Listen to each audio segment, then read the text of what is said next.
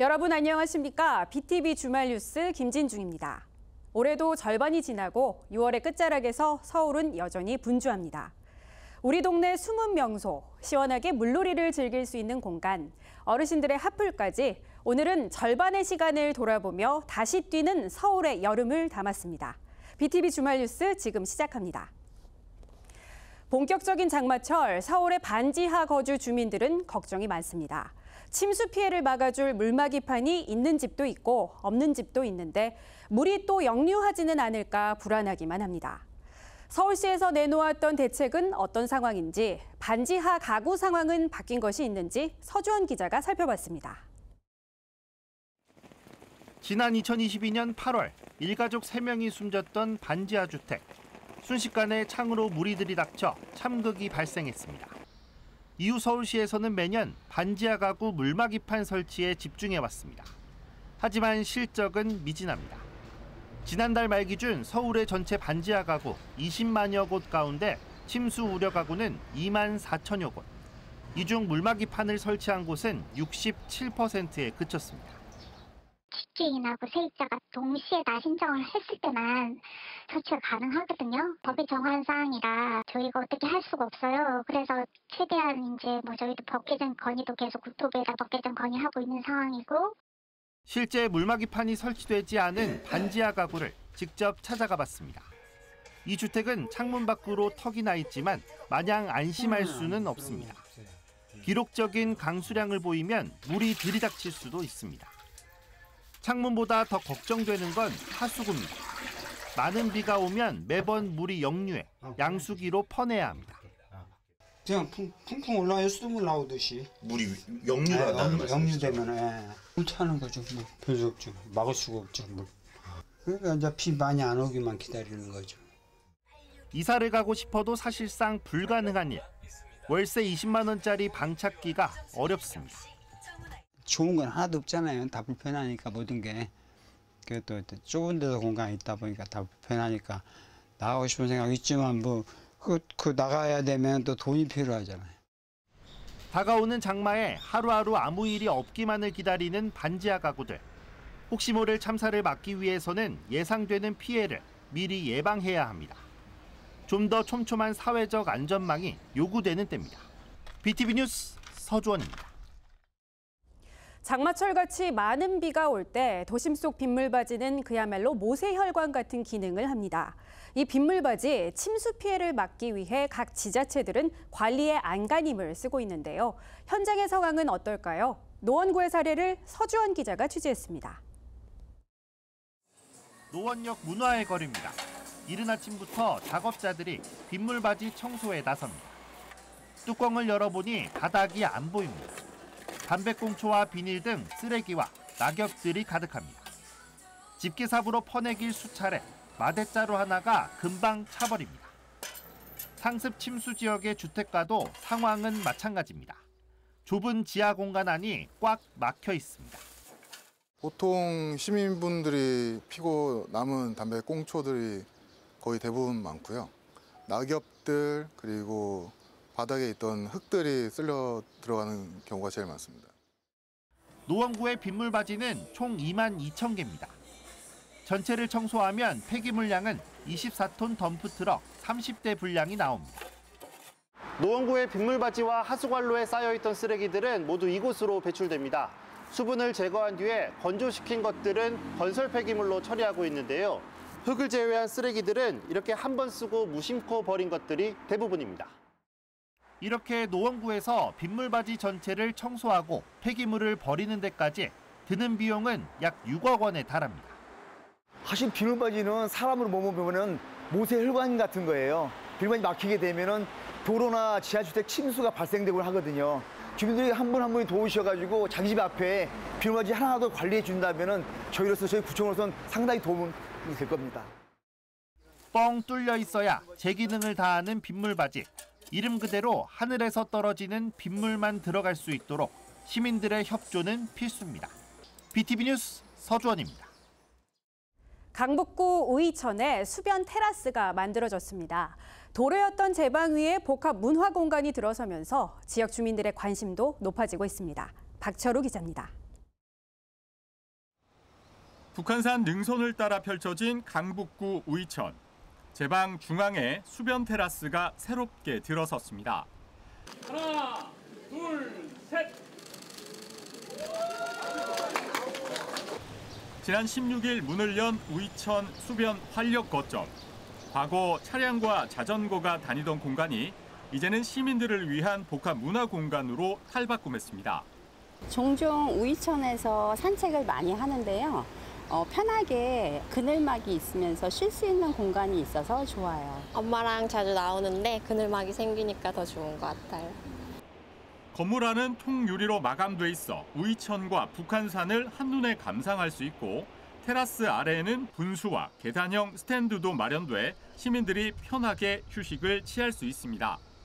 쉼터 같은 느낌이고 올라가면 또 그 경관이 좋아요. 여기 분수 나올 때는 진짜 이렇게 보기가 좋더라고요.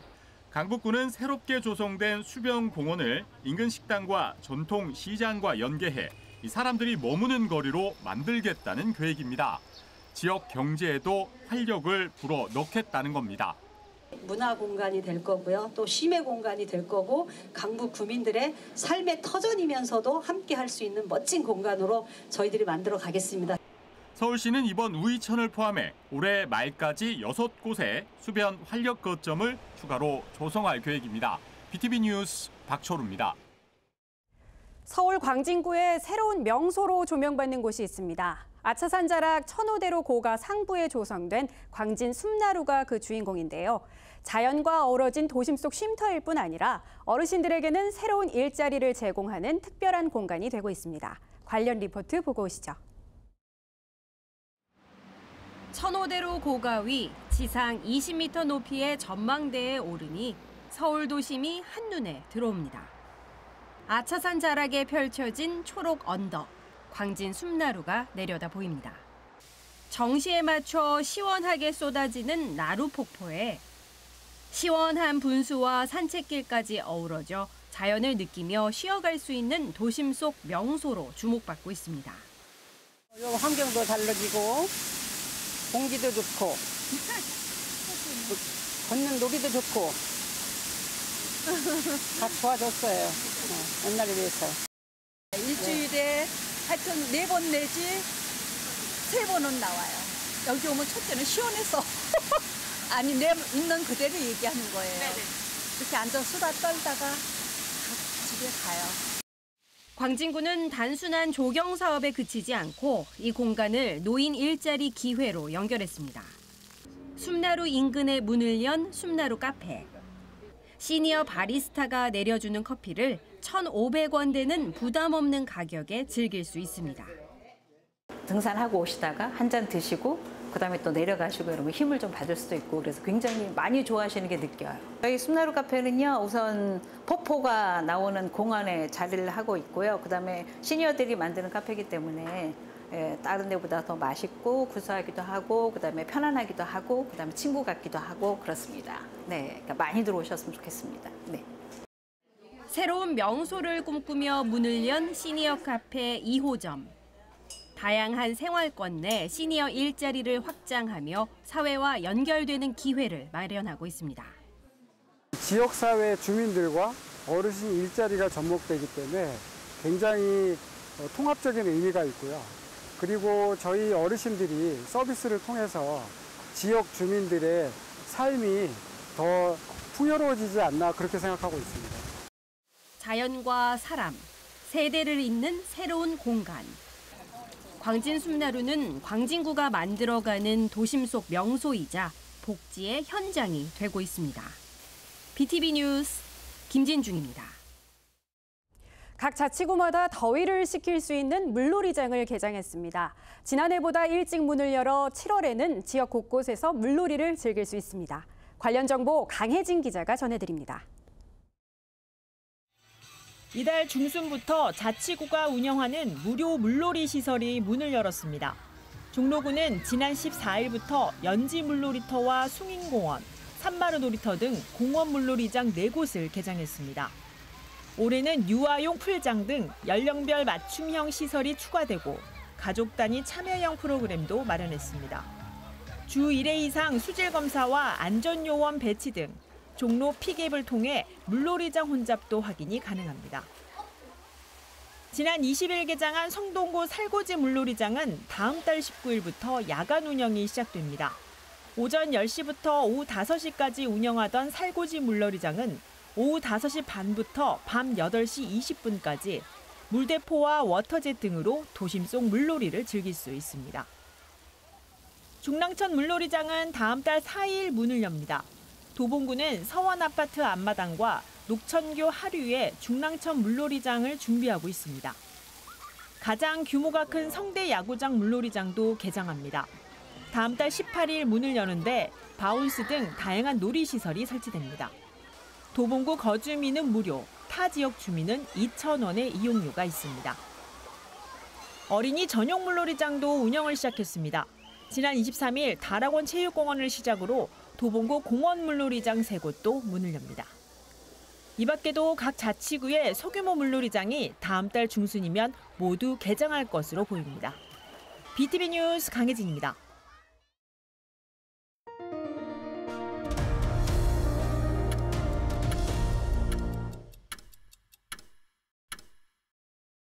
수도권에서 운행하는 지하철 기본요금이 28일 첫 차부터 기존 1,400원에서 1,550원으로 오릅니다. 운영 적자 때문에 인상이 불가피하다는 건데 시민 부담은 더 커지게 됐습니다. 이정윤 기자입니다. 통합 환승 할인이 적용되는 수도권 지하철.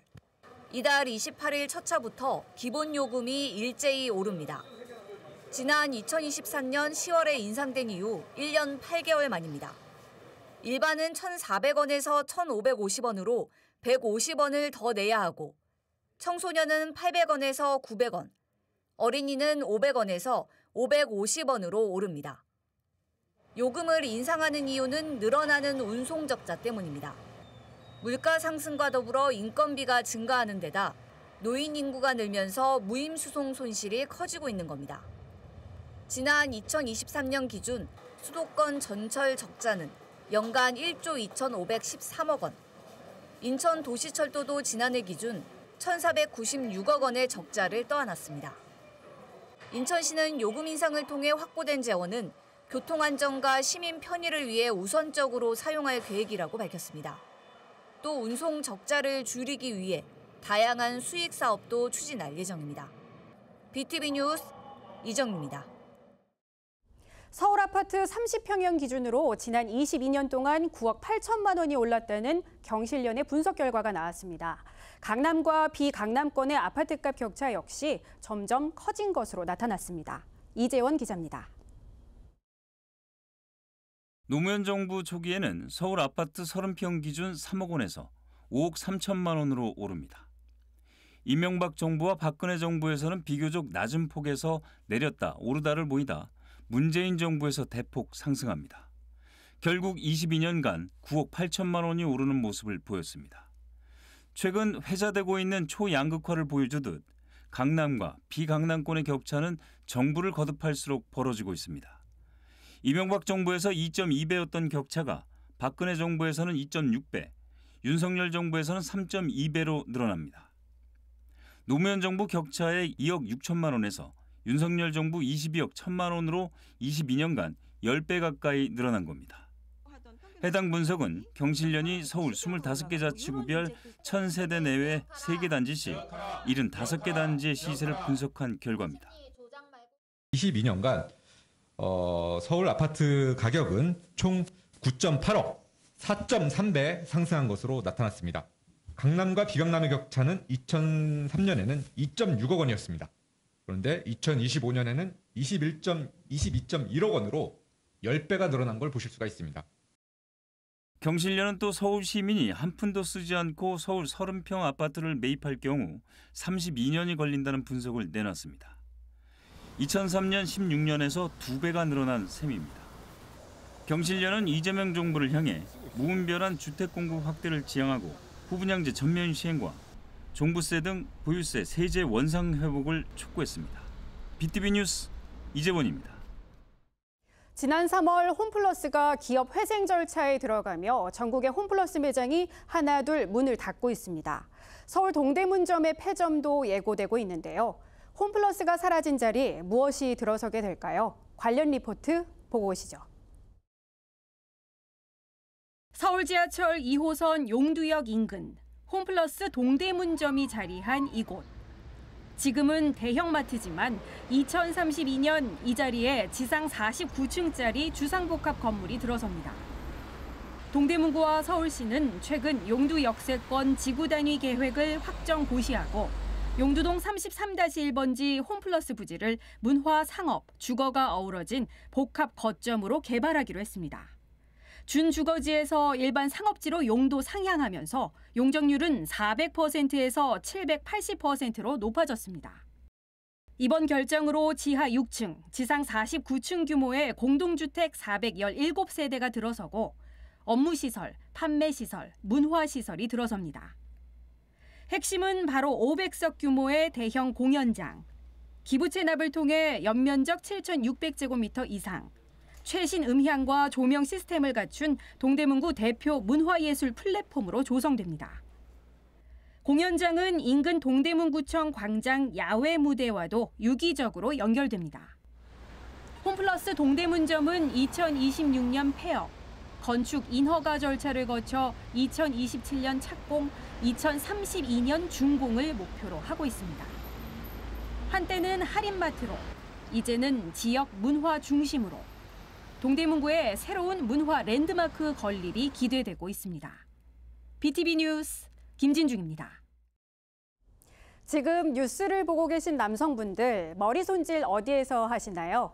요즘은 이발관보다는 미용실을 많이 가실 텐데요. 노원구에는 여전히 손님들로 북적이는 이발관이 있습니다. 서주환 기자가 소개합니다.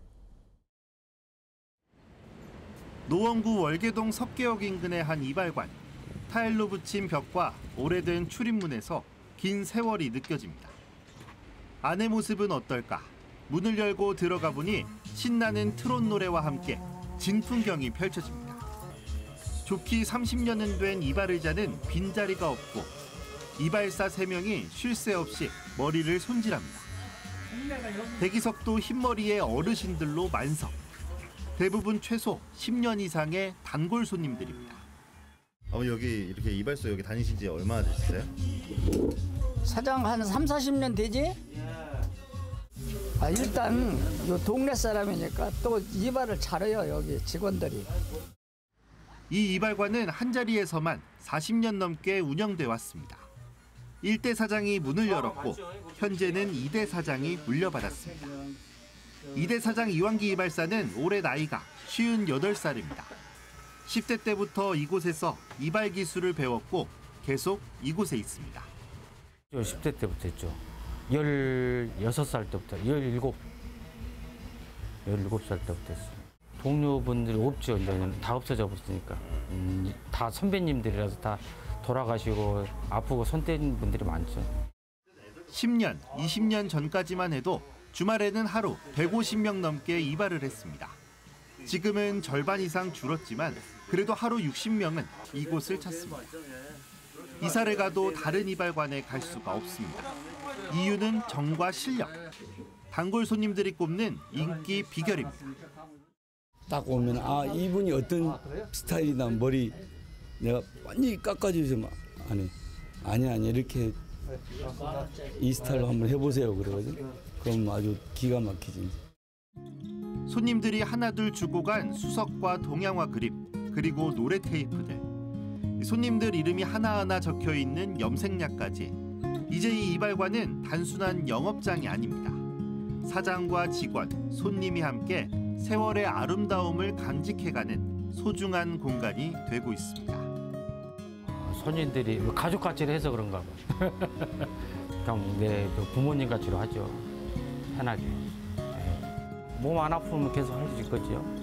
이런 식으로 남았으면 좋을 것 같아요. 계속. BTV 뉴스 서주원입니다.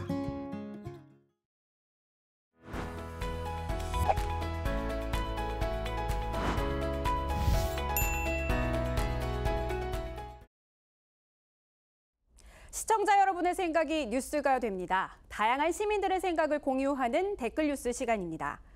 BTV 뉴스 보도 후 SNS 댓글창에 달린 시청자 의견 함께 살펴보겠습니다. BTV에서는 지난 6월 11일 식당과 카페에 제한적으로 허용됐던 반려동물 동반 출입의 변화 내용을 전해드린 바 있습니다. 별도의 신청 절차 없이도 반려동물 카페 운영이 가능한 반면 처벌이 강화된다는 내용이었는데요. 영상에 달린 여러 댓글들 살펴보겠습니다. 지금도 이미 산책길에 개 분뇨 천지인데 내가 가는 식당, 마트 곳곳에 개와 마주쳐야 한다면 끔찍하다라는 댓글. 반려견을 키우고 있다는 시청자께서는 나도 반려견을 키우지만 무조건 출입은 아닌 것 같다. 남에게 폐를 끼칠 수 있기 때문이다라는 댓글 주셨고요. 반면 애완동물 반려사업 규모는 커지고 있는데 사람들 인식과 법은 아직도 예전과 큰 차이가 없다. 제도화를 찬성한다는 의견도 있었습니다. 제도에 대한 찬반 의견을 넘어 선진적 반려문화 정착과 개선점을 짚어주는 다양한 의견도 함께했습니다. 장애인 보조견 입장과 같은 특수한 경우, 필요한 경우에 대해서는 인식 개선 교육과 홍보가 필요하다라는 댓글. 알레르기 있는 사람들도 있는데 위험하다고 본다. 의무적 합법화보다는 애견 카페처럼 특수 카페가 생기는 게 안전할 것 같다라는 댓글. 당장 밖에만 나가도 목줄도 안 하고 분뇨도 안 치우는 애견인들이 있다. 버려지는 유기동물도 많은 우리나라다. 진짜 질서가 지켜져야 그 다음을 이야기할 수 있다라는 댓글 주셨고요. 법제화하는 순간 손님들은 그저 들러리가 될 수밖에 없다. 합법화만 할 것이 아니라 명확한 처벌 기준이 필요하다라는 댓글 주셨습니다. 제도의 입법화에 앞서 반려인들의 에티켓 지키기, 특수 보조견에 대한 인식 개선 등 변화해야 할 것들도 많아 보입니다. 지난달 9일 BTV 뉴스에서는 이재명 대통령의 노도강 지역 공약을 정리해 짚어봤습니다. 100여 건의 댓글들이 달렸는데요. 공약의 실천과 관련한 내용이 다수였습니다. 먼저 노원, 도봉, 강북 지역 교통 좀 개선해달라. 동부간선도로는 몇십 년 동안 공사만 하고 있다라는 댓글. 지역 수건 교통개발 사업에 공약에 초점이 맞춰져서인지 지상철 지하화를 1순위로 해결해달라는 댓글도 있었습니다. 아파트만 짓지 말고 공연장, 회사, 대기업, 공장 같은 경제, 일자리 창출에 신경 썼으면 좋겠다. 경기 침체 상황 속 실질적으로 필요한 건 경기 회복이다라는 의미인 것 같고요. 강북, 경기 북부가 이제야 뜨는구나 라는 기대 섞인 댓글도 주셨습니다. 공약 다 좋은데 문제는 돈. 재원 마련은요? 진짜 말씀대로 추진한다면 기대할 만하네요 같은 구체적 재원 마련 방안과 실현 가능성에 대한 궁금증도 댓글 속에 함께 담아주셨습니다. 추후 지역사회에서 이루어지는 교통개발 정책의 추진 상황, 저희 BTV 뉴스에서도 차근차근 짚어가도록 하겠습니다. 다양한 댓글 달아주신 시청자분들 감사드리고요. BTV 서울 뉴스는 여러분의 다양한 의견과 제보를 기다리고 있습니다. 뉴스를 보신 후 BTV 뉴스 홈페이지나 유튜브를 통해 댓글 남겨주십시오. 여러분의 댓글이 우리 사회를 더욱 건강하게 만들 수 있습니다.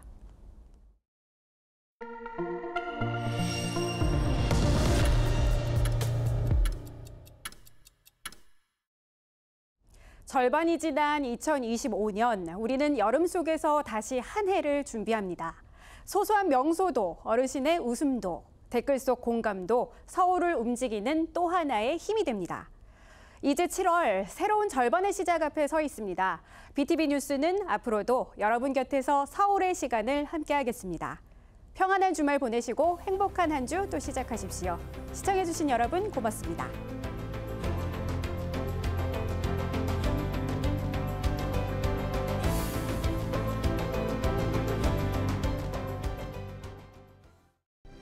BTV 뉴스 잘 보셨나요? 더 많은 소식이 궁금하시면 여기 구독 버튼을 눌러주세요.